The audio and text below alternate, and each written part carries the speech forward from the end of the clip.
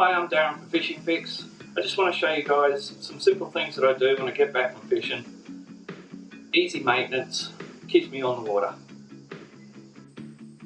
Okay, I'm going to take the prop off my Minn Kota after every first, second fishing trip. I like to check it because this is what you can end up with. It's not your fishing line, it's everybody else's fishing line that's floating around in the water. Salt water is the best for it because you've got currents and tides and it floats around. People lose their fishing line. The drawbacks are the rubber can heat up and destroy your rubber seals, which in then turn you get water in the lower end and you can be up for hundreds of dollars. Just not worth it for easy maintenance. So you just take the fishing line off, just cleaning off the excess salt, dirt and grime so that when I put everything back together it's easy, it's less mucking around.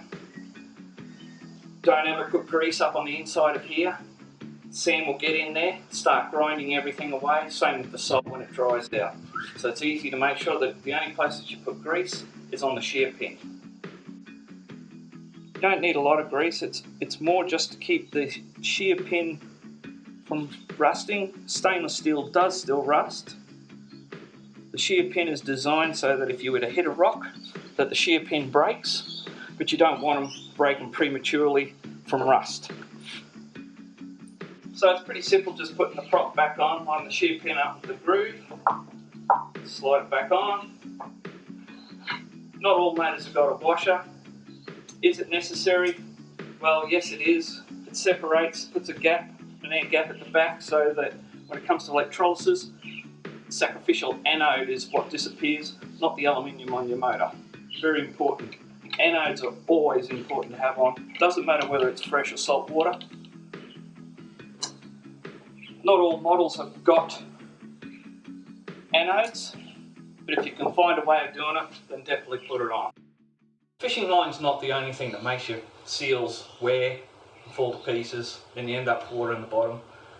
You've got situations where if you decide, well, okay, I want to see if my motor's working. So what most people do is they set their motor up on their boat, they launch the motor and start spinning the prop, and they'll be sitting there looking at the prop thinking, oh, that looks great, yes, it's working, but the problem of it is it's building up friction on the metal shaft. So once the metal shaft gets hot, it starts to destroy the seals. A couple of fishing trips later, water in the lower end. And no, I keep repeating water in the lower end, but it's the expensive part that can go wrong. And these simple things can change the whole lot. Other things that can create the whole problem is people go fishing. They'll come back, not clean it, put it in a hot shed, sits there for a year, they go fishing again, they come back, why have I got water in the lower end?